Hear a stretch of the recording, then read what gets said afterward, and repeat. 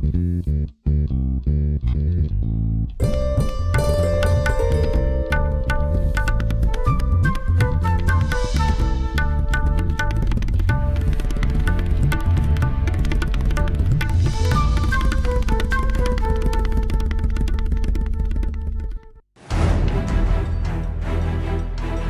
100 दिनों की अवधि की उपलब्धियों पर हमें संतोष का अनुभव हो रहा है। सबसे असफल सरकार मौजूदा रही है। प्रदेश को विकास के पथ पर अग्रसर करने का गंभीरता से कार्य कर रही है।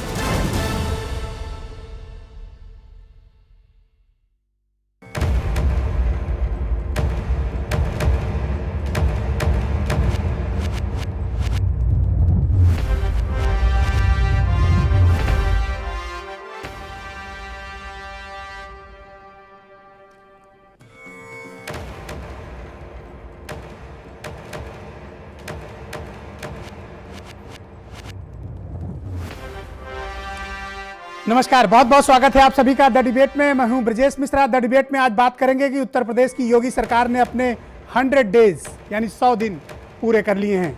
सन्यासी की सरकार ने 100 दिन उत्तर प्रदेश की हुकूमत में पूरे कर लिए हैं। बड़ी चर्चा है कि 100 दिनों में इस सरकार ने क्या किया, विपक्ष के क्या आरोप हैं, सरकार ने अपनी उपलब्धियां क्या गिनाई। इन सब पर आज बहुत विस्तार से चर्चा करने वाले हैं। हालांकि किसी भी चुनी गई सरकार के लिए 100 दिन का वक्त बहुत मुकम्मल नहीं होता कि उसका रिव्यू किया जाए, लेकिन चूंकि खुद भारतीय जनता पार्टी की सरकार ने अपनी उपलब्धियों का ब्यौरा जारी किया है, एक पुस्तिका जारी की है 100 दिन विश्वास की, तो जाहिर सी बात है कि जब सरकार खुद आगे बढ़ी है तो उसका रिव्यू भी बनता है। तो सन्यासी की इस सरकार की उपलब्धियां इन 100 दिनों में क्या रही, किसानों के लिए क्या किया, गरीबों के लिए क्या किया, मजलूमों के लिए क्या वायदे किए गए, उनको किस तरह से अमली जामा पहनाया गया, ब्यूरोक्रेसी के स्तर पर क्या रहा, आम लोगों को क्या मिलने जा रहा है, जीएसटी आ रहा है, इसका इम्पैक्ट क्या व्यापारी समाज और आम आदमी पे होगा, क्या महंगा होगा, क्या सस्ता होगा, सरकार की उस पर तैयारियां क्या हैं, और इन 100 दिनों में सरकार ने क्या प्रदर्शित करने की कोशिश की और किस तरह की गवर्नेंस उत्तर प्रदेश में करने का प्रयास किया है। दरअसल उत्तर प्रदेश में अब तक हैवी पॉलिटिकल वेट गवर्नमेंट्स रही हैं, कभी किसी साधु संत या सन्यासी की सरकार इस प्रांत ने नहीं देखी। देश का सबसे बड़ा राज्य है, सबसे पॉलिटिकली एम्पावर्ड राज्य है, तो जाहिर सी बात है कि उत्तर प्रदेश की जो स्टेक है वो देश में सबसे बड़ी है। तो यहाँ के मुख्यमंत्री की स्टेक भी बाकी राज्यों के मुकाबले बहुत बड़ी होती है, और उत्तर प्रदेश चलाना कोई आसान नहीं। और मैं हमेशा ये कहता हूँ कि उत्तर प्रदेश प्रदेश नहीं बल्कि अपने आप में बहुत बड़ा देश है, और उस देश को चलाना सहारनपुर से लेकर चंदौली और बांदा से लेकर बहराइच तक का ये फैला हुआ क्षेत्र ये बताता है कि उत्तर प्रदेश पर हुकूमत करना किसी के लिए भी बहुत आसान नहीं होता है। और यहाँ की 25 करोड़ की आबादी की हुकूमत को संभाले रखना अपने आप में भी एक बड़ी चुनौती है। आज इसी विषय पर बातचीत करेंगे, चर्चा भी करेंगे और समझने की कोशिश करेंगे कि योगी सरकार के 100 दिन की उपलब्धियाँ क्या हैं, कमियाँ कहाँ रह गई हैं, और भविष्य में आने वाले वक्त में इस सरकार के अपने एजेंडे क्या होंगे। तो आज की इस डिबेट को प्रारंभ करते हैं। मेरे साथ बहुत महत्वपूर्ण मेहमान आज की इस चर्चा में शिरकत कर रहे हैं। मेरे साथ भारतीय जनता पार्टी के बहुत नामी प्रवक्ता और बड़े मशहूर पत्रकार रहे शलभ मणि त्रिपाठी मेरे साथ स्टूडियो में विशेष तौर पर मौजूद हैं, जो ये बताएंगे कि संगठन और सरकार कैसा काम कर रही है।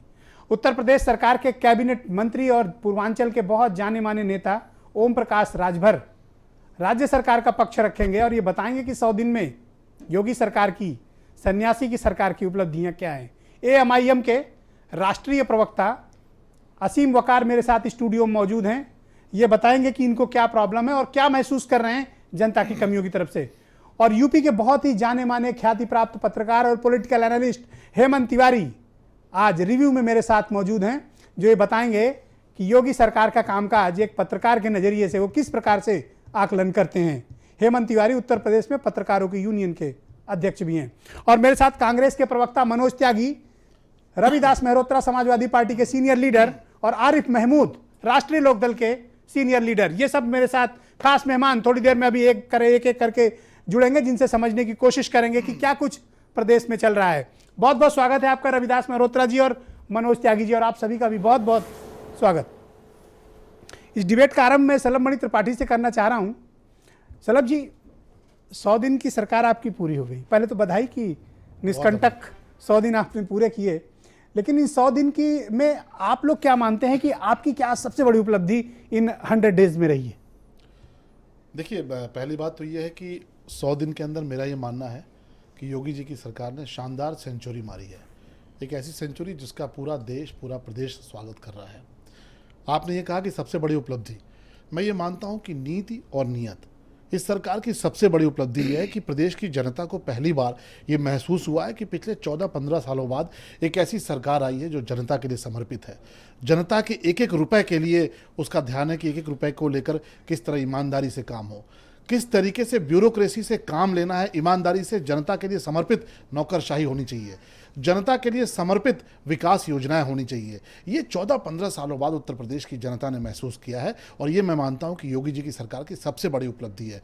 एक मुख्यमंत्री के तौर पर, चाहे वो गोरखपुर हो, लखनऊ हो, गाजियाबाद हो, कहीं हो, वो रोज जन सुनवाई करते हैं, लोगों से मिलते हैं। आप भी ब्रजेश जी, इतना बड़ा आपका तजुर्बा है, आपने कितने मुख्यमंत्रियों को देखा? कल्याण सिंह जी के समय में होता था, पर वो लखनऊ हो चाहे लखनऊ के बाहर हो, जन सुनवाई के लिए उनके दरवाजे जनता के लिए खुले हैं। सीधे वो बात करते हैं अधिकारियों से, और जो अधिकारी बात नहीं सुनते उनको नोटिस जारी हो रही है, उनके खिलाफ कार्रवाई के आदेश हो रहे हैं। तो एक जनता में विश्वास जगा है कि पहली बार एक सरकार आई है बहुत सालों बाद। कल्याण सिंह जी के वक्त में ऐसी सरकार आई थी जिसने रामराज जैसी एक सरकार देने का काम किया था। बहुत सालों बाद एक राजनाथ सिंह ने अच्छा काम नहीं किया था? नहीं, राजनाथ जी ने भी अच्छा किया, पर मौका उनको कम मिला। पर बहुत सालों बाद एक ऐसी सरकार आई है जिसके प्रति जनता का विश्वास स्थापित हुआ है कि यह सरकार जनता के लिए समर्पित है, जनता की गाढ़ी कमाई को बर्बाद नहीं होने देगी, नौकरशाही को इस बात के लिए इंश्योर करेगी कि वो 24 घंटे जनता के लिए काम करे। और हम ये मानते हैं कि सरकार के प्रति जो जनता का विश्वास बढ़ा है, जो विश्वास स्थापित हुआ है, वही हमारी सबसे बड़ी उपलब्धि है। ऑलराइट, राजभर जी, सरकार की उपलब्धियों के तौर पर आप क्या आकलन करते हैं कि ये 100 दिन आपके किस प्रकार से गुजरे?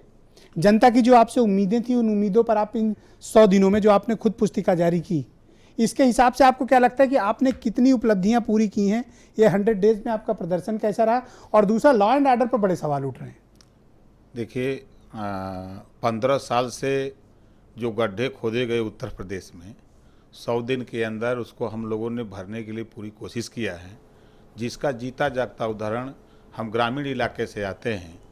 जब गांव में ट्रांसफार्मर जल जाते थे तो लोग चंदा उतार करके और टाली पे लाद करके ले जाते थे। सबसे बड़ी चीज़ तो हुआ कि माननीय मुख्यमंत्री जी ने एक हेल्पलाइन नंबर लॉन्च किया, 1912।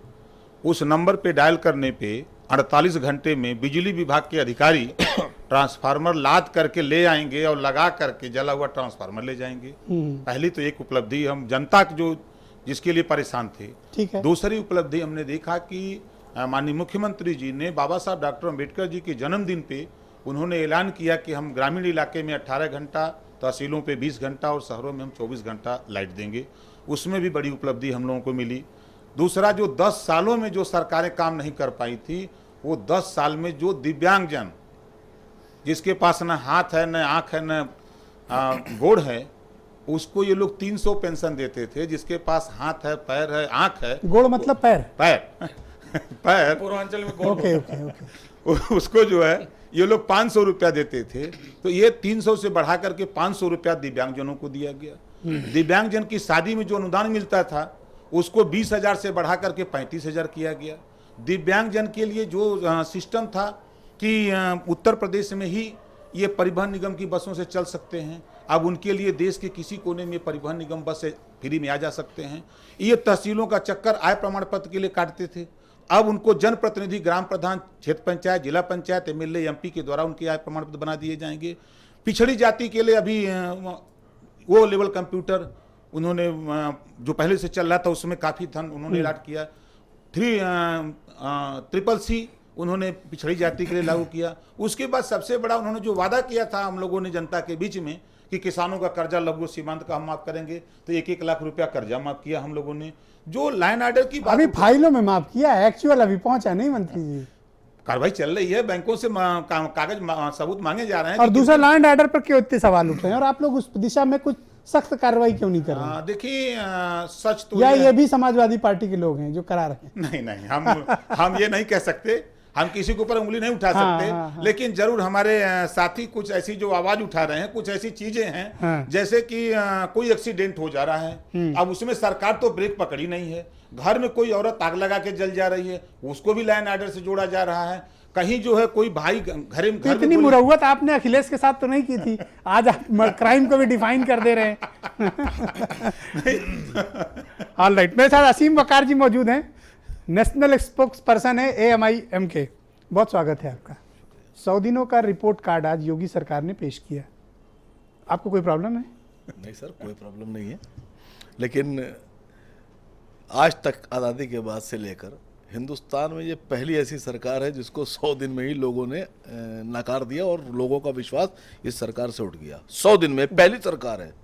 मंत्री जी बोल रहे थे अभी, आपने पकड़ लिया तो हंस के टाल दी बात कि 1 लाख का कर्जा माफ़ किया। पहली बात तो जब आप लोग चुनाव लड़ रहे थे तो आपने ये नहीं कहा था कि 50,000 का माफ़ करेंगे या 1 लाख का माफ़ करेंगे या 1.5 लाख का माफ़ करेंगे।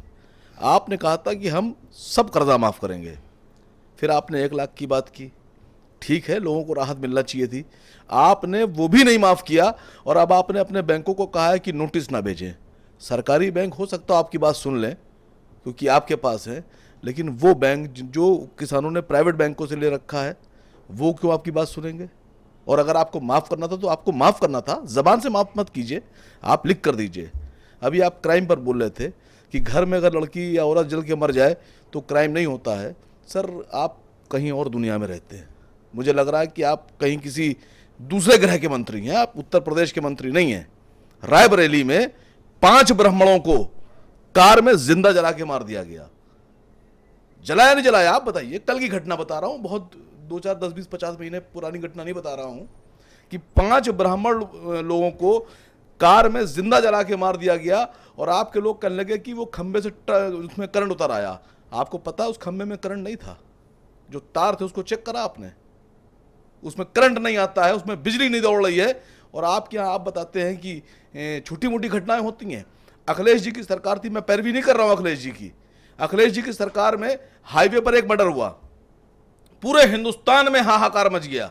आपकी 100 दिन की सरकार में 2 बार हाईवे के ऊपर बलात्कार भी हुआ और मर्डर भी हुआ और लूट भी हुई। तो एक तो कानून व्यवस्था का इशू आपने उठाया, और कोई इशू जिस पर आपको एतराज है इस सरकार से? नहीं सर, ये कोई काम नहीं कर रही है। ना तो इनके सरकार में दलित खुश हैं, ना माइनॉरिटीज़ खुश हैं, ना अपर क्लास खुश है और ना ही मैं समझता हूँ कि बनिया खुश है, ना ब्राह्मण खुश है। अब आप ये बता दिए, अभी एक घटना हुई सहारनपुर। आज जातिवादी बातें आप इतनी क्यों कर रहे हैं? ब्राह्मण, बनिया, ये क्या आपकी सर पॉलिटिक्स? मैं इसलिए कर रहा हूँ, बीजेपी कहती है सबका साथ सबके विकास में यकीन है, और आप ब्राह्मण, बनिया, माइनॉरिटीज, ये सब पर कहां पहुंच गए? बिल्कुल करिए सर, आपका अगर आप अच्छा काम करेंगे तो आपकी तारीफ करेंगे, अगर आप बुरा काम करेंगे तो आपको आईना भी दिखाने का काम हम करेंगे। हम इसी उत्तर प्रदेश के नागरिक हैं, इस देश के बेटे हैं, हमारा फर्ज है कि हम खराब आदमी को उसका चेहरा दिखाएं, आईना दिखाएं। आप मेरी बात भले ना सुने, लेकिन जनता मेरी बात सुन रही है, मेरी बात पे यकीन कर रही है। ये सच्चाई है कि ये पहली सरकार है जिसने 100 दिन के अंदर अंदर विश्वास खो दिया है। ऑलराइट, हेमंत तिवारी जी मेरे साथ मौजूद हैं, उत्तर प्रदेश के बहुत ही जाने माने पत्रकार और पॉलिटिकल एनालिस्ट हैं। हेमंत जी, बहुत स्वागत है आपका जी। सन्यासी की सरकार ने 100 दिन पूरे कर लिए हैं।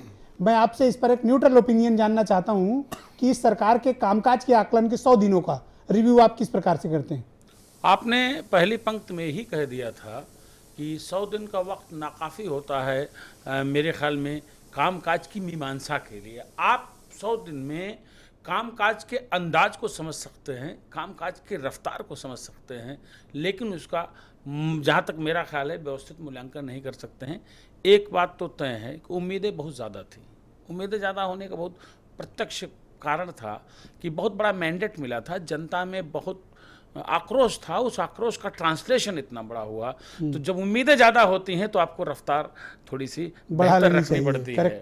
मैं एक बात बताऊं कि मुझे जो एक परिवर्तन की ईमानदार कोशिश हो रही है, इसको मैं शुद्ध सत्य स्वीकार करता हूं। बहुत सी चीज़ें आपने देखी होंगी किसी फील्ड में, चाहे करप्शन के खिलाफ टॉलरेंस का जितना भी लेवल हो, मैं 0 और 50 नहीं कहूँगा, करप्शन के खिलाफ एक थोड़ा सा कदम आगे बढ़ाना, डेवलपमेंट मोड पे भी सोचना। और मैं एक चीज़ बता दूं, कि लॉ एंड ऑर्डर की जहाँ तक बात है, मैं ईमानदारी से जितनी बड़ी प्रत्याशा लॉ एंड ऑर्डर को सुधारने की थी इस सरकार से, वो पूरी इस नहीं दिशा में पूरी नहीं हुई है। और इसको सरकार को शुद्ध मन से स्वीकार भी करना चाहिए। मैं बता दूं, जहां सुलखान सिंह जैसा एक प्रोफेशनल और ईमानदार शख्स डीजीपी हो, मैं इसलिए उनकी कार्यशैली 30 साल से देखता हूं, मैं जानता हूं, मैं तारीफ करता हूं, और जहां इतना बड़ा सिस्टम, मुझे लगता है कि पुलिस ऑफिसर्स की तैनाती में निचले स्तर पर कैसे बदलाव लाए जाएं, इसकी कार्य योजना में कहीं न कहीं चूक हुई है। देखिए, अपराध तो जब राम राज्य होगा तभी समाप्त हो सकते हैं। ये हिंदुस्तान है और ये उत्तर प्रदेश है। आप इसकी समाप्ति की, जड़वत समाप्ति की संकल्पना नहीं कर सकते, किसी को नहीं करनी चाहिए। एक बात जो बताऊं, मुझे लगता है कि एक बड़ी उपलब्धि है जिसपे न तो भाजपा के प्रवक्ता फोकस कर रहे हैं और न ही भाजपा के मंत्री फोकस कर रहे हैं, न ही आज मुख्यमंत्री ने भी उस पर एक कॉम्पैक्ट कोई बात, आज आप याद दिला दो। मतलब हमको जो दिख रहा है, देखिए, मध्य प्रदेश कृषि उत्पादकता के मामले में उत्तर प्रदेश से काफी आगे है संसाधनों के विषय में कृषि। और मैं सोचता हूं कि पंजाब के बाद अगर एग्रो बेस्ड इंडस्ट्री या कृषि उत्पाद पर ज़्यादा फोकस कहीं होता तो मध्य प्रदेश में होता। मध्य प्रदेश में किसान आंदोलन कर रहे हैं, इतना बड़ा बवाल हो गया, और किसान का विषय वहाँ एक चुनावी मुद्दा बनने जा रहा है।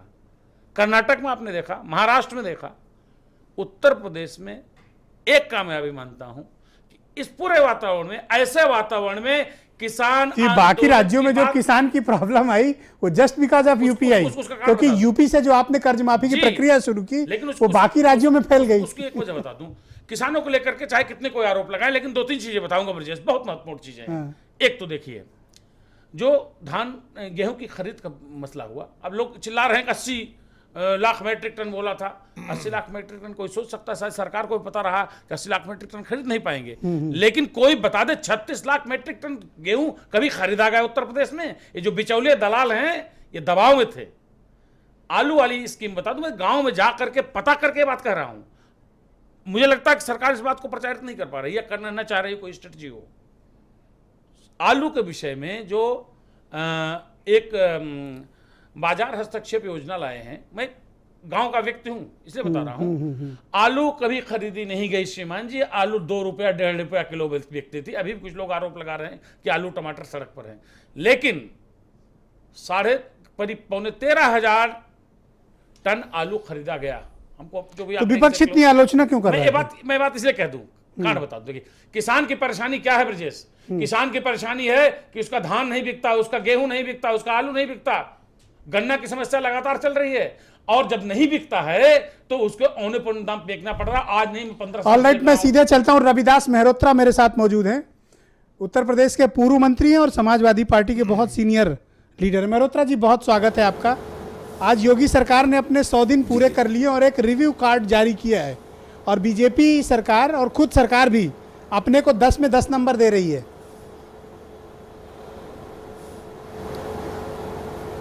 देखिए ब्रजेश जी, जब कोई चैनल खोलते हैं तो ये दिखाई पड़ता है कि वहां पर लूट हो गई, वहां पर हत्या हो गई, वहां बलात्कार हो गया।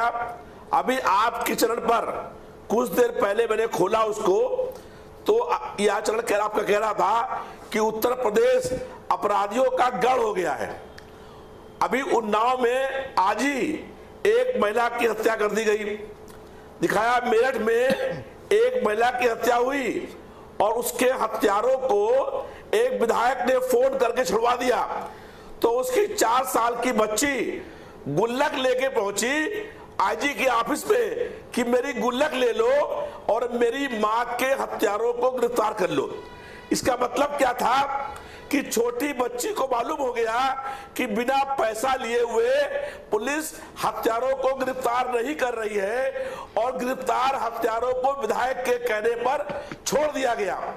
अभी अभी देखा मैंने चैनल पर आपके कि इलाहाबाद में अभी अभी व्यापारी की लूट हो गई, और वो व्यापारी बैंक से घर जा रहा था, उसके 2 लाख रुपए लूट लिए गए।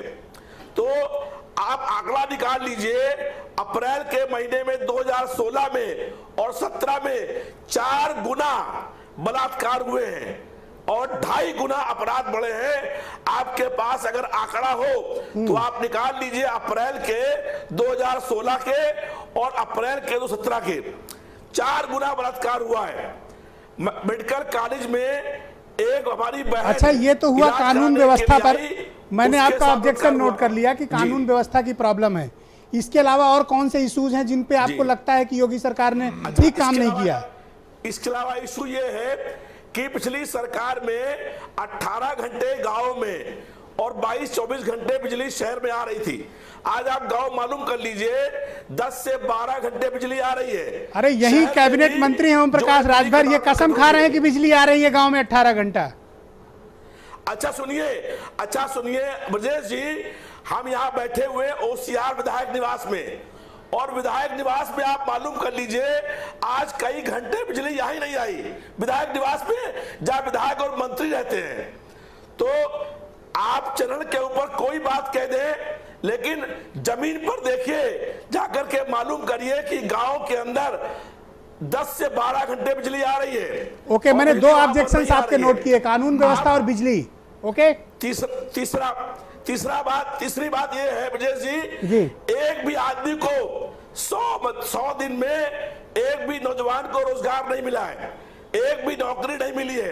किसी आप बता दीजिए कि एक भी नौजवान को 100 दिन में किसी सरकारी विभाग में नौकरी मिली हो, किसी को नौकरी नहीं मिली। All right. चौथी बात यह है, जो विधवा है, जो वृद्धा है, जिनको पेंशन मिल रही थी, जिनकी पेंशन फरवरी में ड्यू हो गई है, उनको बहुत पेंशन याद नहीं आ रही है मिली जनता की आजकल फरवरी, आपको, जब मार्च, सत्ता में थे अप्रैल, तब मई। याद नहीं करते थे। नहीं, हमको अरे क्या बात करते ब्रजेश जी, हम लोग उस वक्त भी सभी पेंशन योजना के हमने फार्म भरवाए, फार्म भरवा करके लोगों को पेंशन मेहरोत्रा जी मैं आपको इंटरवीन कर रहा हूं, प्लीज मेरे साथ और भी कुछ गेस्ट मौजूद हैं, मैं आऊंगा नेक्स्ट राउंड में, आऊंगा निश्चित आऊंगा आपके पास। ऐसी बात मत करिए, ऐसी बात मत नहीं, मैं करिए। आऊंगा आपके आप पास, मुझे एंकर टाइम तो हैं। दीजिए। हम लोग बाकी लगातार जनता की समस्याओं को लेकर के लड़ने का काम करते रहे। मैं जनता आपकी की व्यक्तिगत समस्याओं को निष्ठा पे लेकर थोड़ी के ना आरोप लगा रहा विधानसभा हूँ। की यू आर लड़ाई रिप्रेजेंटिंग उठाने समाजवादी का काम पार्टी। किया है। मैं आपकी व्यक्तिगत निष्ठा पर कोई आरोप नहीं लगा रहा। यू आर रिप्रेजेंटिंग समाजवादी नहीं, पार्टी। हमने- मुझे पूरा हक है कि मैं आपसे हाँ, सवाल तो करूं, हम यही कह रहे हैं। और आप मुझे सवाल पूछने से नहीं रोक सकते। हाँ, बिल्कुल आपको हक है। नहीं, आप पर्सनलाइज मत आपको होइए। हक है, लेकिन मेरा उत्तर सुन लीजिए, हम लोगों ने 55 लाख महिलाओं को अपनी सरकार में पेंशन देने का काम किया, और पेंशन दी 500 रुपया महीना। उन लोगों की पेंशन मेरे साथ बंद हो दिल्ली गई है। स्टूडियो से सीधे मनोज त्यागी जी जुड़े हैं, कांग्रेस के प्रवक्ता हैं, मेरे साथ दिल्ली स्टूडियो से डायरेक्ट जुड़े हुए हैं। मनोज जी, बहुत बहुत स्वागत है आपका। 100 दिन उत्तर प्रदेश की योगी सरकार ने पूरे कर लिए हैं, मैं कांग्रेस की इस पर प्रतिक्रिया जानना चाहता हूं। मनोज जी।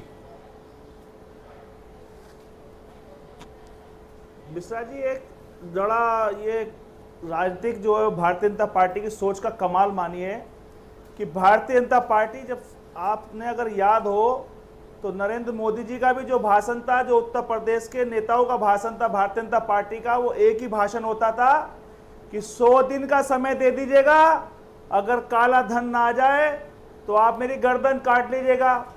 उत्तर प्रदेश में जब सरकार बनाने की बात कर रहे थे ये लोग कि अगर 100 दिन का आप समय दे दीजिएगा, अगर उत्तर प्रदेश का कोई भी अपराधी उत्तर प्रदेश में रह जाए तो हमारे जो चाहे सजा दे दीजिएगा। किसानों की पहली मीटिंग जब होगी कैबिनेट की, किसानों का सबसे पहले कर्जा मुक्त होगा। अब लोग ये कहते हैं कि 100 दिन समय कम हो गया है, ये सरासर बेईमानी है। कहीं ना कहीं नियत में जनता को झूठ बोल करके, धोखा दे करके सत्ता हासिल करने की एक परिपाटी बन चुकी है। एक तो हम इसकी निंदा करते हैं। रही बात 100 दिन की, मैं खुद पश्चिमी उत्तर प्रदेश से, मेरठ से हूं। किसानों के पास तहसील से लोगों पे नोटिस जा रहे हैं, बैंकों से नोटिस जा रहे हैं, रिकवरी के लिए तहसीलदार घर खड़ा है उनके, झूठ बोल रहे हैं कि इन्होंने लोग किसानों का माफ कर दिया है। नंबर एक बात जो कह रहे हैं कि फसल का दाम ठीक मिल रहा है। सहारनपुर की पूरी बेल्ट जो है पॉपुलर की खेती करती थी, कांग्रेस की सरकार में 3200-3400 रुपए का रेट था, आज 1200-1300। अरे कौन सी सरकार? यूपी में 27 साल से शकल नहीं देखी, किस सरकार की आप बात कर रहे हैं? मैं तो इस सरकार की, भारतीय जनता पार्टी की सरकार की ही बात कर रहा हूं। ऑल राइट, मेरे साथ ऑल राइट, मैं आता हूं। मनोज जी प्लीज वेट सुनिए, प्लीज वेट मनोज जी। मेरे साथ आरिफ महमूद जुड़े हुए हैं, बहुत सीनियर लीडर हैं राष्ट्रीय लोकदल अजीत सिंह की पार्टी के, सो कॉल्ड किसानों के बड़े पैरोकार। बहुत स्वागत है आपका। आरिफ साहब, 100 दिन पूरे कर लिए हैं योगी सरकार ने, आपको कोई परेशानी है इनसे?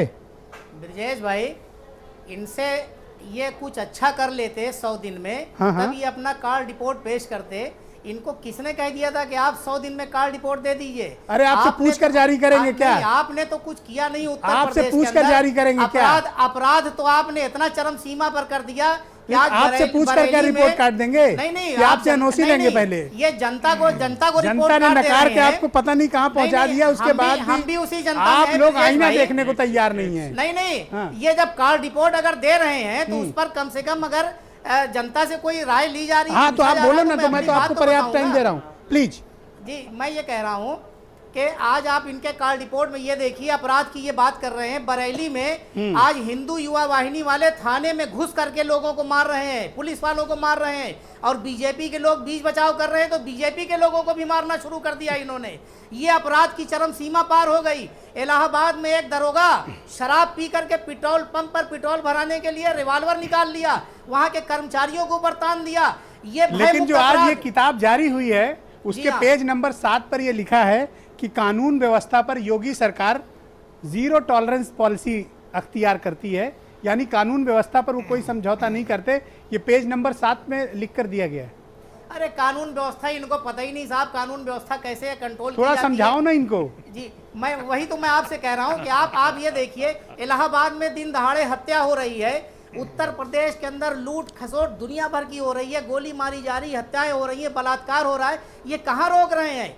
ये सड़क गड्ढा मुक्त की ये बात कर रहे थे। कर क्या रहे हैं फिर? ये कुछ नहीं कर रहे हैं, ये सिर्फ झूठ बोल रहे हैं। 2014 से लेकर के ये 3 महीने की जो इनकी सरकार है, ये भी बिल्कुल झूठ बोल रहे हैं। अभी आपने ये कहा कि मंत्री जी कसम खा करके कह रहे हैं कि 18 घंटे बिजली आ रही है। यहाँ बैठे हैं, अभी भी कह रहे हैं। जी, मंत्री जी से एक कसम और खिलवा लीजिए, क्या 48 घंटे में ट्रांसफार्मर लग जाता है, रिप्लेस हो जाता है? इनसे ये भी कसम खिलवाइए अगर सही है तो। ये 48 घंटे तो आप छोड़ दीजिए, 20-20, 25-25 दिन अभी गांव में ट्रांसफार्मर वापस नहीं आता है जो लग जाए वहां पर। गर्मी चरम सीमा पर है। और ये कह रहे हैं कि हम पूरे उत्तर प्रदेश के अंदर एक अच्छी सरकार हम दे रहे हैं, नौजवानों को रोजगार नहीं, ये क्या कन्याधन इन्होंने रोक दिया, विधवा पेंशन इन्होंने रोक दिया। ये सारा चीज सब रोक करके ये कहाँ पैसा ले जाना चाह रहे हैं, मेरे यही नहीं समझ में आ रहा है। लेकिन किसानों का कर्ज तो देखिए माफ किया ना, बजट में किसानों पेश का करके 4,000 करोड़ ब्रजेश भाई आज भी बाकी, इन्होंने नहीं माफ किया। अच्छा देखिए, किसानों के लिए ये कह रहे हैं, किसानों के लिए कह रहे हैं कि मैंने इनका कर्ज माफ कर दिया। हाँ, जब इन्होंने मध्य प्रदेश का आंदोलन देखा तो उत्तर प्रदेश के अंदर योगी जी ने ये किया कि किसानों का कर्ज माफ कर दिया, बैंकों से कह दिया कि आप इनको नोटिस मत दीजिए। अरे आप सीधे सीधे इनका कर्ज माफ करके वो आप इनको चिट्ठी पकड़ा दीजिए कि भाई आपका कर्ज माफ कर दिया गया। 2019 में भी चुनाव आ जाएगा, फिर सारे किसानों को आप बहला फुसला, फिर आप इनको आरसी जारी करवा देंगे। अरे उसके लिए पैसा होना चाहिए। पकड़ा देंगे। कोई अजीत सिंह की पार्टी है क्या कि जिस जो चाहे लेटर पैड पे लिख के दे दिया है? अरे हमने कब दे दिया साहब लिख करके लेटर पैड पर? हम तो किसानों की सरकारी राजनीति करते खजाने हैं। की चीजों को हम माफ तो- करने के लिए बड़े प्रोसीजर्स होते हैं। कोई फिर अजीत सिंह झूठ- की पार्टी है नहीं, जिसको तो फिर आप इतना शाम हल्ला को क्यों किसी मचा रहे दिया, हैं? रात में ब्रजेश किसी भाई- को टिकट दे दिया, ब्रजेश दिन भाई में कुछ 3 कर महीने दिया, में ये ऐसे थोड़ी इतना होता है हल्ला ना। क्यों मचा रहे सिस्टम हैं? काम करता है। कि हमने सारा काम उत्तर प्रदेश के अंदर कर दिया, जो हमने घोषणा पत्र जारी किया था सारा घोषणा पत्र के अंदर हमने पूरा कर दिया। ये फिर क्यों हल्ला तो क्या मचा रहे हैं? अजीत सिंह अगर से इनके पूछ पास के पैसा करेंगे नहीं है क्या? तो? जी, अजीत सिंह से पूछ के तो नहीं करेंगे ना। अजीत, मैं ये नहीं कह रहा हूँ आप अजीत सिंह से पूछ करके, जनता से जो वादा किया वो तो पूरा कर दीजिए आप। ऑल राइट, मेरे साथ मानस श्रीवास्तव मौजूद हैं, हमारे एसोसिएट एडिटर हैं और उत्तर प्रदेश की राजनीति पर पिछले 15 वर्षों से बहुत कड़ी नज़र रखते हैं और बहुत ही जानकार पत्रकार हैं। मानस, बहुत स्वागत है आपका। 100 दिनों की सरकार के कामकाज का मूल्यांकन एक पत्रकार के नाते आप किस प्रकार से करते हैं और क्या पाते हैं कि सन्यासी की सरकार का कामकाज 100 दिनों में कैसा रहा? देखिए ब्रजेश जी, 2 बातें हैं। पहली बात तो ये कि जो 100 दिन का जो रिपोर्ट कार्ड पेश किया, ये अपने आप एक नई परिपाटी शुरू हुई। इससे पहले सरकारें साल भर बाद जो आयोजन करती भी थी वो जश्नों तक सीमित रहता था। जश्न होते थे, पार्टी के नेता मंत्री आते थे, खाना खाते थे और चले जाते थे। एक रस्मी तौर पर एक प्रेस कॉन्फ्रेंस आयोजित हो जाया करती थी। लेकिन रिपोर्ट कार्ड पेश करने की जो परंपरा जो देश में नरेंद्र मोदी की सरकार ने शुरू की, वो योगी सरकार ने उसको जारी रखा यहाँ पर, और सरकार बनने के 100 दिन बाद उन्होंने रिपोर्ट कार्ड पेश किया। लेकिन यहाँ पर अभी मैं तमाम नेताओं को सुन रहा था, इस पूरे आज के दिन को क्या समझा जाए, इसका मूल्यांकन कैसे किया जाना चाहिए। सबको पता था कि आज के दिन योगी सरकार अपना 100 दिन का रिपोर्ट कार्ड पेश करेगी। अभी जितने भी आरोप लग रहे हैं आप देखिए कि क्या किसी भी दल की तरफ से, विपक्ष की तरफ से ये कोशिश की गई कि आज सरकार को घेर लिया जाए, आज मजबूत घेराबंदी कर दी जाए ताकि योगी सरकार सोचने पर मजबूर हो जाए कि विपक्ष अभी उत्तर प्रदेश में जिंदा है। क्या जिंदा रहने का कोई प्रमाण, कोई सबूत विपक्ष की तरफ से दिया गया? ये मस्खरी कर रहे हैं यहाँ पर डिबेट में आकर, कह रहे हैं कि कर्जा माफ कर दिया और अभी तक बैंकों से नोटिस आ रहा है, तो आपने इस इशू को उठाया क्यों नहीं? एक आप सोचिए कि समाजवादी पार्टी ने एक छोटा सा धरना दे दिया और रस्मी तौर पर कांग्रेस ने एक किताब जारी कर दी कि 100 दिन 100 फरेब। आज के दिन को पूरा दिन योगी सरकार के नाम गया, तमाम चैनल्स पे, कल के अखबार भी होंगे, इसलिए होंगे क्योंकि विपक्ष कमजोर है, विपक्ष इतना टूट चुका है या कह सकते हैं कि ऐसा खत्म हो चुका है। मानस, ये बात आपने एक बड़ी इंपॉर्टेंट कही कि विपक्ष यहाँ पर अपनी ताकत नहीं दिखा पाया, ताकत की वजह मस्खरी में ज्यादा व्यस्त रहे। Is it true? बिल्कुल जी, निश्चित तौर पर आप इस बात को आप देखेंगे कि किस तरीके से यहाँ पर एक कह सकते थे कि एक ललकार यहाँ पर विपक्ष पेश कर सकता था योगी सरकार के खिलाफ, जबकि उसको ये पता था पहले से कि आज के दिन सरकार अपना एक रिपोर्ट कार्ड पेश करेगी। ये बात करते हैं देश में कि एक मोर्चा हम खड़ा कर देंगे, एक बड़ा संगठन खड़ा कर देंगे बीजेपी के खिलाफ। उत्तर प्रदेश में 4 नेता जुटाने की स्थिति में नहीं है, या कह सकते कि वो हैसियत भी खो चुके हैं, या कह सकते हैं कि इच्छा शक्ति भी नहीं बची है कि अब निकल करके बाहर सड़कों पर संघर्ष कर सके। तो जो विपक्ष इतना हताश, इतना निराश हो चुका है, उससे क्या उम्मीद की जाए कि वो आम जनता की भलाई के लिए क्या कर सकेगा? जो लोग बंद कमरों में, एयर कंडीशन कमरों में बैठ करके प्लानिंग करते हैं, टेबल पॉलिटिक्स के जो महारथी हैं, उनसे क्या उम्मीद की जाएगी कि वो लान में साइकिल चलाते हैं, संघर्ष करेंगे? लान में साइकिल भी चलाते हैं। जी बिल्कुल, सबने देखा है तस्वीरें, और ये इसी मजाक का नतीजा था कि उत्तर प्रदेश में बीजेपी की प्रचंड बहुमत की सरकार बन गई। अभी जो शब्द यूज किए जा रहे हैं विपक्ष के लिए, क्या विपक्ष के आंदोलन को दिखाने की किसी मीडिया के लोगों की हिम्मत है? आपने उत्तर प्रदेश में क्या किया है मनोज जी? बताते हैं मिश्रा जी। मनोज जी, मुझे आप बताइए कि आज उत्तर प्रदेश में आपने क्या किया है? एक प्रेस कॉन्फ्रेंस और एक किताब जारी करने के अलावा आज यूपी में आपने क्या किया? आपको मैं टाइम दे रहा हूं, आप बताओ ना। मीडिया पर आरोप लगाने के बजाय अगर कांग्रेस आत्ममंथन करे तो आज आप इस 7 सीट पे नहीं आते। तो पहले ये देखिए कि आपकी अपनी पोजीशन क्या है। आज अगर आलोचना हो रही है तो सिर्फ इसलिए क्योंकि आपका काम का तरीका जनता नकार चुकी है। लग रही है। नहीं, आप तो देखो ना, सिवाय कांग्रेस मस्खरी के अलावा क्या कर रही है यूपी में? एक अध्यक्ष आते हैं, जहाज से उतरते हैं, एक प्रेस कॉन्फ्रेंस करते हैं, एक उसमें पुस्तिका जारी करते हैं, कहते हैं 100 दिन फरेब के, और आप उड़ जाते हैं दिल्ली वापस। एक ऑब्जेक्शनेबल चीज है, इन्होंने कहा कि सारे चैनल सरकार के हो गए हैं, तो कांग्रेस पार्टी खाली किताबों की हो गई। बता दो, ये इनको महसूस करना चाहिए। अरे कौन सा विरोध कर रहे हैं आप तो विरोध के आप तो विरोध की स्थिति में नहीं रह गए हैं। कुछ लोगों ने, सुनिए, कुछ लोगों ने योगी सरकार को झंडे काले दिखा दिए, कोई मीडिया वाले ने दिखाया उनको। आप कभी चैनल देखा भी करो, किसी मीडिया के आप कभी मीडिया और चैनल देखा भी करो। किसी चैनल कौन सा आंदोलन कर दिया? मैं तुझे आई ओपनली चैलेंज यू, आप मुझे बताइए कांग्रेस ने कौन सा आंदोलन किया? आई ओपनली चैलेंज यू, आप बताओ जो लोग कौन सा आंदोलन कर दिया? जेल भेज दिया गया दिल्ली से आकर लखनऊ में प्रेस कॉन्फ्रेंस के अलावा नहीं निकल सकते। और बातें बड़ी बड़ी, बातें बड़ी बड़ी।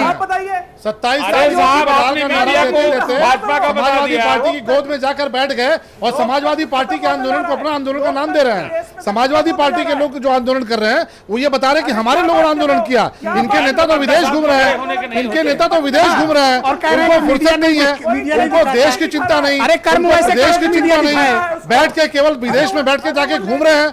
ऐसे लोग जो 60 सालों में रायबरेली और अमेठी का विकास न कर पाए हो, उत्तर प्रदेश के विकास पे किस मुंह से बात करते हैं? प्रेस कॉन्फ्रेंस के अलावा क्या किया इन्होंने? 60 सालों में रायबरेली और अमेठी की सड़कें ठीक नहीं कर पाए, 60 सालों में बर्बाद कर दिया। बिल्कुल ठीक है। भ्रष्टाचार के अलावा कुछ भी नहीं किया, भ्रष्टाचार के अलावा कुछ भी नहीं किया। कोई पूछे ना, ये बैठ के इनसे सवाल पूछो तो ये पत्रकारिता पर सवाल उठाते हैं। जब इनके ऊपर उंगली उठती है तो ये पत्रकारिता पर सवाल उठाते हैं। धूप में नहीं रह सकता है, बता दे सड़क पे कब उतरे। एक आंदोलन नहीं किया इन्होंने, कोई आंदोलन। एक आंदोलन किया हो तो बताइए।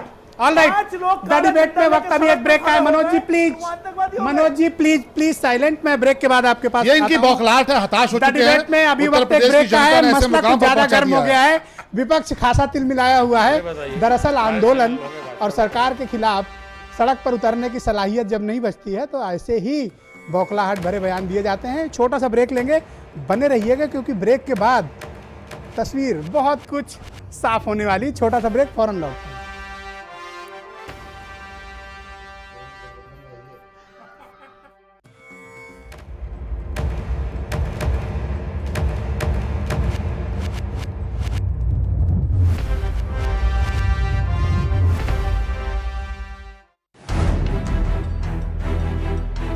इन 100 दिनों की अवधि की उपलब्धियों पर हमें संतोष का अनुभव हो रहा है। सबसे असफल सरकार मौजूदा रही है। प्रदेश को विकास के पथ पर अग्रसर करने का गंभीरता से कार्य कर रही है।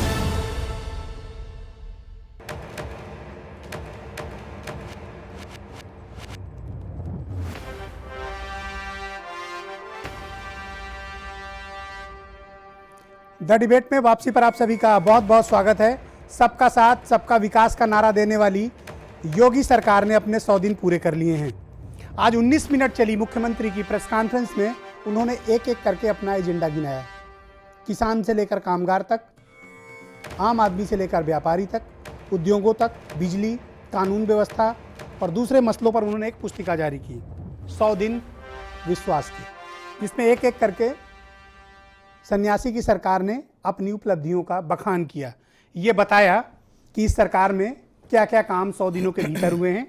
मानस ने सही बात कही एक कि 100 दिन का कामकाज का ब्यौरा जारी करना किसी भी नई सरकार के लिए बड़ी चुनौती की बात होती है और ऐसी परंपरा भी उत्तर प्रदेश में नहीं रही है।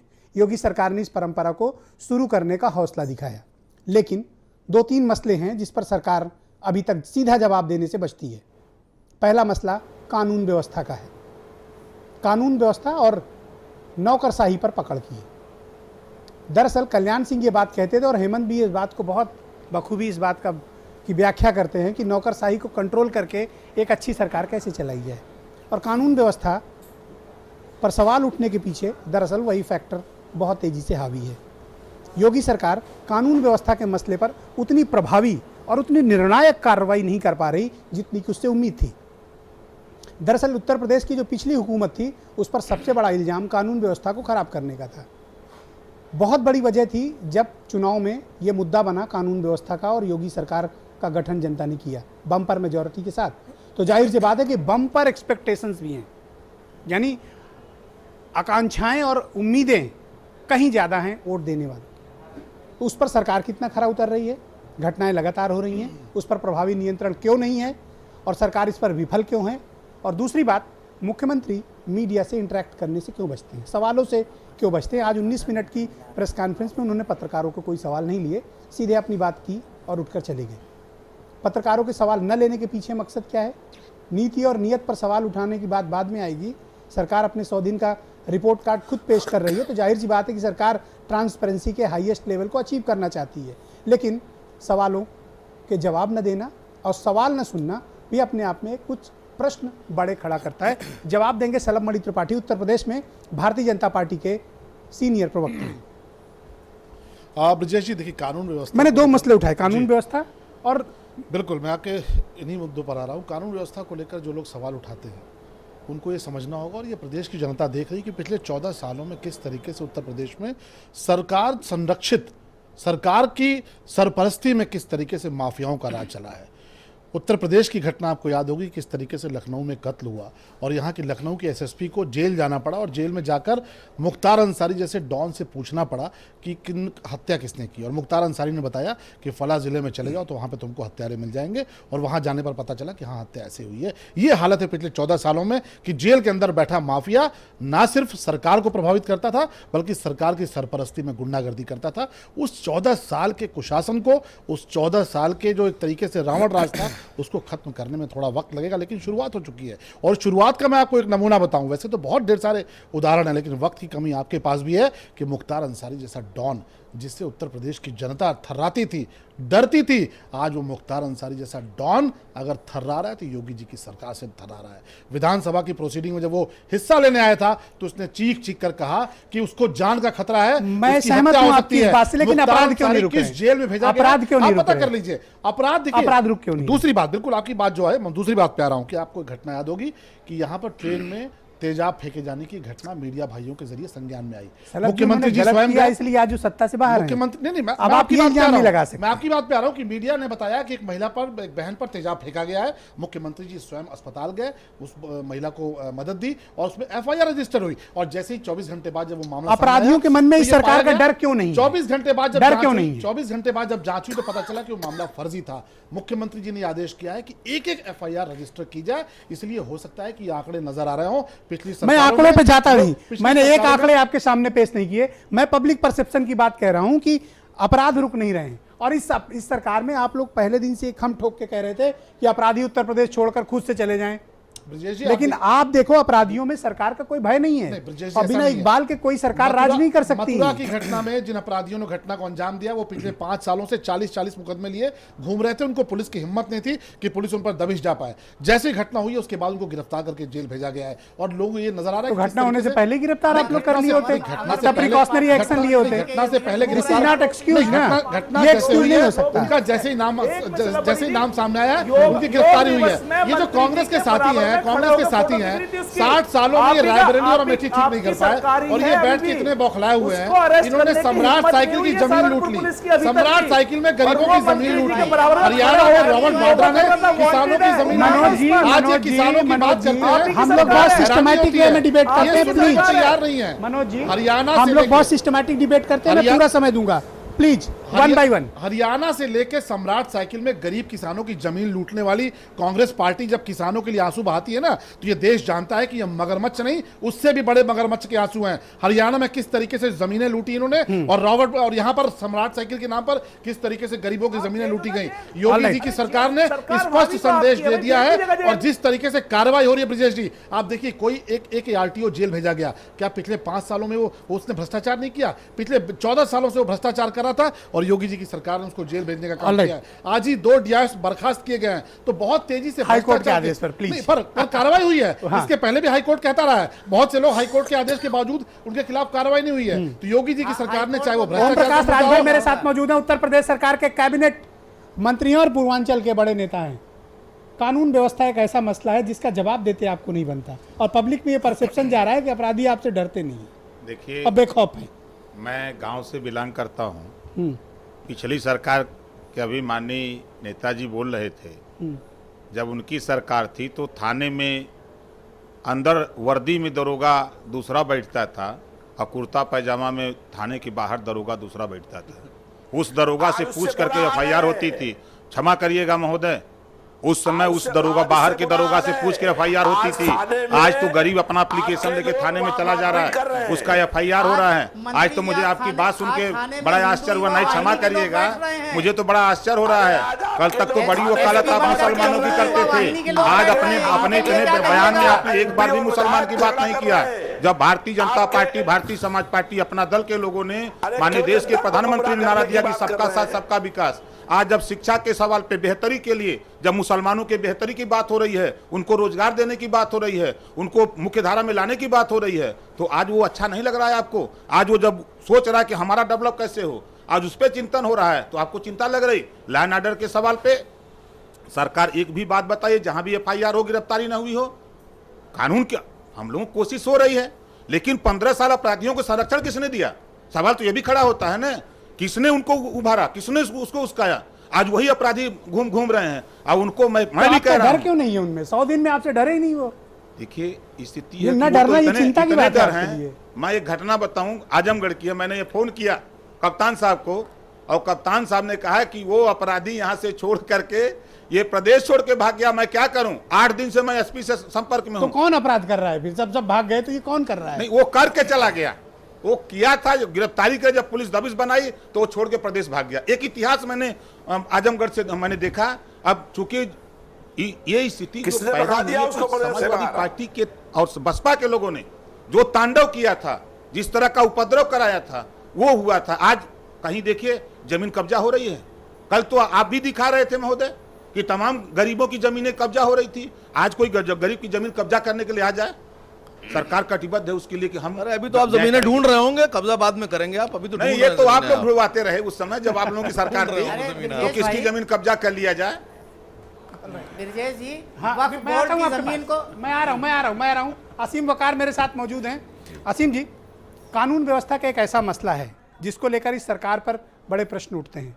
कानून व्यवस्था खराब होने के पीछे आप क्या मानते हो कि रीजन क्या है इसके पीछे? सर, जब मानसिकता शलभ भाई जैसी हो, शलभ मणि त्रिपाठी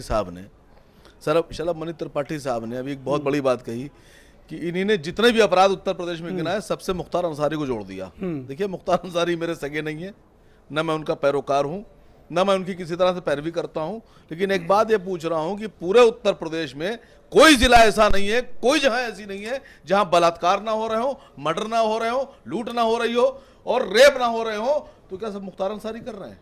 मैंने अभी कल रायबरेली घटना बताई, मुख्तार अंसारी ने की थी।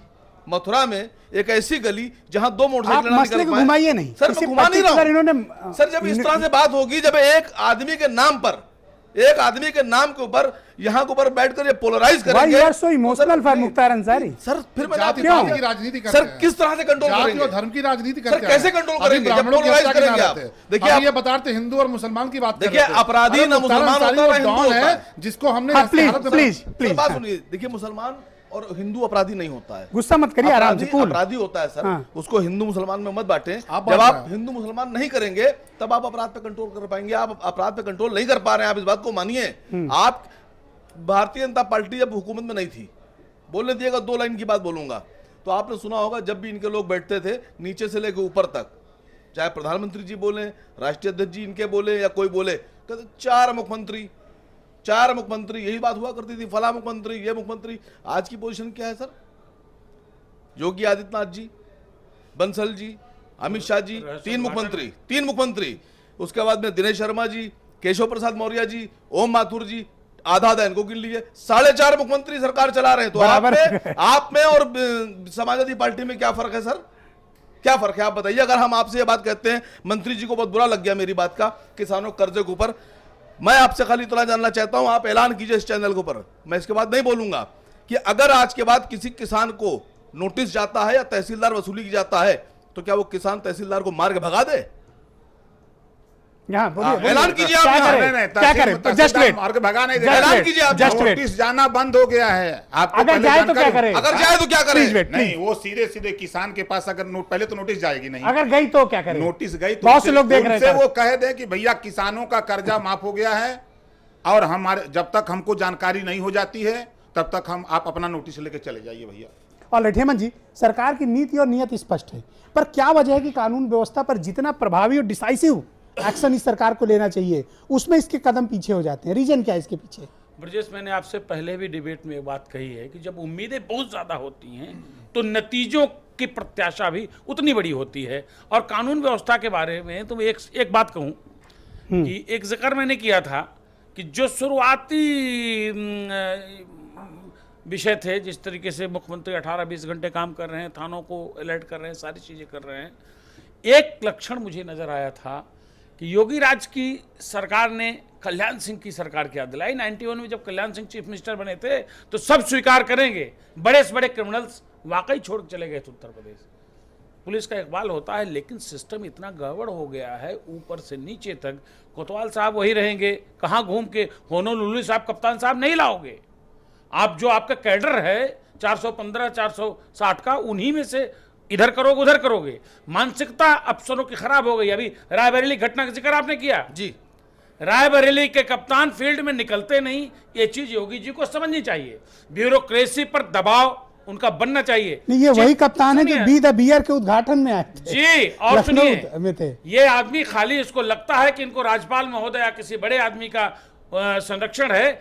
अगर इस तरह के सिस्टम पर योगी जी ने काबू नहीं किया तो फिर लोगों को मैं देखता हूं कि ऐसे अफसरों पर कार्रवाई भी नहीं मैं होती। एक और चीज बता दूं, बहुत बड़ा काम करना पड़ेगा ब्यूरोक्रेसी को समझने पर। खाली अकेले सुलखान सिंह चीजें नहीं बदल जाएंगी, वो कोशिश कर रहे हैं। आज इतना बड़ा दिन था शलभ जी, बहुत दिनों बाद देखा, पूरी सरकार सामने है, अद्भुत दृश्य था, मीडिया को पसंद था, क्या विजुअल्स मिल रहे हैं। वहीं फ्रंट रो में आखिरी सीट पर चीफ सेक्रेटरी राहुल भटनागर बैठे हुए थे, पिक्चर्स देख लीजिए, कल अखबारों में, सो रहे थे। मुख्यमंत्री के पंक्ति में बैठा चीफ सेक्रेटरी जब सो रहा हो, सरकार उस पर अगर नहीं निगाह रख सकती है तो इस तरह की ऑल राइट, रविदास मेहरोत्रा मेरे साथ मौजूद है। ऑल राइट, रविदास मेहरोत्रा जी, कानून व्यवस्था पर बड़ा सवाल है जी। मैं आपकी प्रतिक्रिया जानना चाहता हूं। देखिए ब्रजेश जी, बाकी सेक्टर्स पे ब्रजेश सरकार ने जी, काम किया, उसका ब्यौरा मैंने- दिया, लेकिन कानून व्यवस्था भी एक बड़ा मुद्दा है यूपी में। ब्रजेश जी, लगातार आपने भी दिखाया, मैंने पहले आपसे कहा था कि चरण पर आपके भी दिखाया जा रहा है कि उत्तर प्रदेश अपराधियों का गढ़ हो गया, तो लगातार अपराध बढ़ रहे हैं। अभी मंत्री जी कह रहे थे कि 15 साल पहले अपराध हुए थे, 15 साल पहले ये हुआ था। इनका कहने का मतलब यह है कि आप लोगों ने पाल पोस के बड़ा किया था, ये हिंदी में ये कहना चाहते हैं। ब्रजेश जी, अरे मेरी बात सुन तो लीजिए, अब क्या कह रहे हैं? 15 साल पहले आपकी सरकार थी, 15 साल पहले बहुजन समाज पार्टी और भारतीय जनता पार्टी की सरकार थी। 2002 से लेकर के 2003 तक जब मुख्तार अंसारी की आप बात कर रहे हैं, उस समय भारतीय जनता पार्टी और बीएसपी की सरकार थी। मंत्री जी को मालूम ही नहीं कि 15 साल पहले आप ही की सरकार थी। आपने सुना नहीं महोदय, 15 साल के अंदर मैंने कहा हूं। आपने कहा कि 15 साल पहले आपने कई बार कहा। आप जरा देख लीजिए, 15 साल पहले आपकी सरकार थी। पहले कहे जा रहे हैं आप 15 साल के अंदर अपना झांक के देखिए। मैं कह रहा हूं कि 15 साल के अंदर आपने जो कर्तव्य किया है यहाँ उत्तर प्रदेश में, जो बढ़ावा दिया है आपने, उस बात को मैं कह रहा हूं। सरकार थी आप 2000, आप सुनिए, आप बोल रहे थे, हम सुन रहे थे ना। आप जब बोल रहे थे तो हम सुन रहे थे ना। आप मेरी बात सुनिए, 2002 में बहुजन समाज पार्टी और भारतीय जनता पार्टी की मिली हुई सरकार थी। जब आप 2002-2003 की बात कर, मैं कह रहा हूं कि 15 साल के अंदर न आइए, आप बात करिए। जब 15 साल आप 9 साल सरकार में आप थे, तो आप उस सरकार का जिक्र क्यों नहीं कर रहे हैं? आपकी सरकार थी। जब मुख्तार अंसारी की बात आप कर रहे हैं, वो 15 साल पहले भारतीय जनता पार्टी और बीएसपी की मिली हुई सरकार थी। अच्छा, आगे सुन लीजिए, जो लगातार ये अपराध बढ़ रहे हैं, अपराधी अगर अपराध बढ़ रहे हैं, मेहरोत्रा जी मेरा एक सवाल है, अगर सब कुछ इतना खराब हो रहा है तो आप लोग सड़क पर उतरकर आंदोलन करने की हैसियत क्यों नहीं रखते हैं? आप लोग पीछे क्यों हट जाते हैं? हाँ सुनिए, अगर सब गलत है तो आइए सड़क पर उतरिए। ब्रजेश जी, बात सुन, ब्रजेश जी पूरी बात सुन लीजिएगा।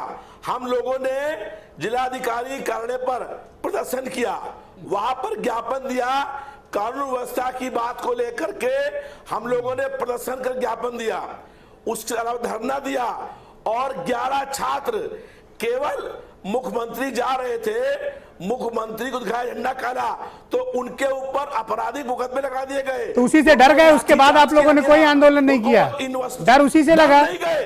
अरे बात सुनिए, अरे ब्रजेश जी, हम डरते नहीं है। हम लोग 250 बार मैं जेलों में गया हूँ और 20-20 महीने लगातार जेल के अंदर बंद रहे, डरने वाले नहीं है भाई। आप डरने वाले नहीं हैं, लेकिन 9 साल तो आपने जनता को डराया ना, 9 साल जनता को धोखा दिया ना आपने।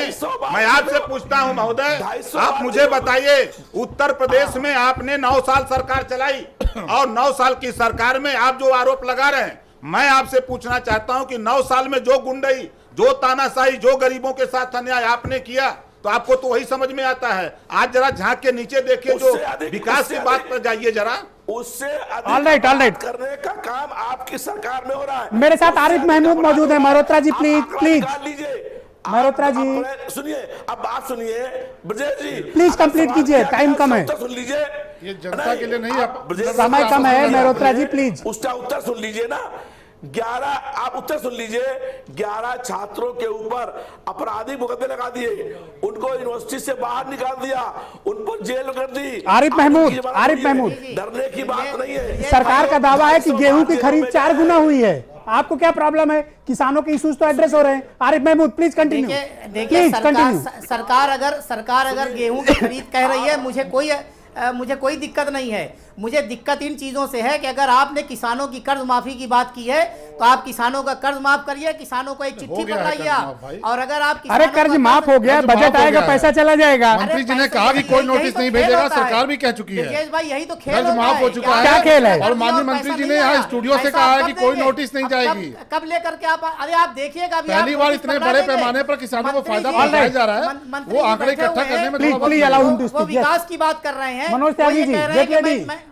मैं मुसलमानों को रोजगार देने की बात कर रहे हैं। ये कहाँ मुसलमानों को रोजगार दे रहे हैं? कहाँ आप ये मुसलमानों के लिए जातिगत उत्तर धार्मिक प्रदेश में राजनीति पे हर कहाँ से आ चौराहे जाते पर हैं आप? नफरत भरी All right, भीड़ खड़ी किए मनोज हुए त्यागी हैं। जी, आप कुछ कह रहे थे, प्लीज गो अहेड। माननीय मंत्री जी जो है, अभी मंत्री जी एक बात कह रहे थे कि मुझे एक भी ऐसा अपराधी बता दीजिएगा जो उस जिले में रहता हो और जिसने अपराध किया हो बच गया हो। मैं कह रहा हूं अभी जो योग दिवस पर मंत्री जी के साथ जो आपका अपराधी खड़ा था, जिसने जो सहारनपुर दंगों में शामिल था, जिस पे इनाम था, कि आप उसे 24 घंटे में अरेस्ट करा सकते हैं? नंबर एक बात, जो आप बिजली की बात कह रहे थे, क्या बिजली आप जितने भी टाउन इलाके हैं आप मालूम कर लिएगा 22 घंटे 20 घंटे बिजली आ रही है, बहुत बुरा हाल है। नंबर 3 बात जो कह रहे थे, अभी तिवारी जी भी कह रहे थे कि बड़ी अपेक्षा थी, जनता अपेक्षा ज्यादा कर रही है। जनता ने अपेक्षा नहीं करी, जनता को इन्होंने अपेक्षाकृत करवाया कि हम आएंगे तो राम राज ला देंगे। और इस नहीं नहीं, आप लोगों के कारनामे से ऊब करके जनता ने लगता है आप लोगों को उससे नकार ज्यादा दिया है और लगता है। 325 सीट इधर पिछली दे दिया सरकार से ज्यादा कि आप लोग लगता है। उस योग्य नहीं है। आप समझ करके अरे बात मंत्री करिए। तो करिए ना, हम ये नहीं कह रहे। बहुत बहुत धन्यवाद, थैंक यू, आप थैंक करिए यू, ना। थैंक यू अरे भाई, क्या मनोज त्यागी, बात थैंक है? यू, आप करिए ना, धन्यवाद, धन्यवाद। आप सरकार है। रविदास आप मेहरोत्रा, बहुत मनोज हैं। त्यागी, आरिफ क्या बात महमूद, कर रहे हैं? ओम प्रकाश राजभर, हेमंत तिवारी, सलभ मणि त्रिपाठी, असीम वकार, आपका भी शुक्रिया, और मानस श्रीवास्तव, आपका भी धन्यवाद, और आप सबका भी बहुत बहुत धन्यवाद सन्यासी की सरकार के 100 दिन की इस महा डिबेट को देखने के लिए। सरकार ने अपना रिपोर्ट कार्ड जारी कर दिया है। जनता इस देश में जनार्दन है, उसको तय करना है कि वो 100 दिन का आकलन किस प्रकार से करती है। हमने आपके सामने एक तस्वीर पेश करने की कोशिश की। बहुत बहुत धन्यवाद।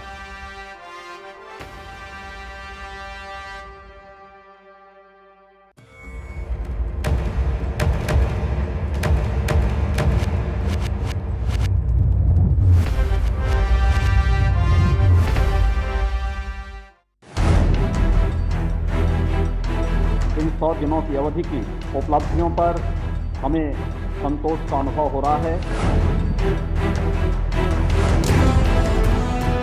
सबसे असफल सरकार मौजूदा रही है। प्रदेश को विकास के पथ पर अग्रसर करने का गंभीरता से कार्य कर रही है।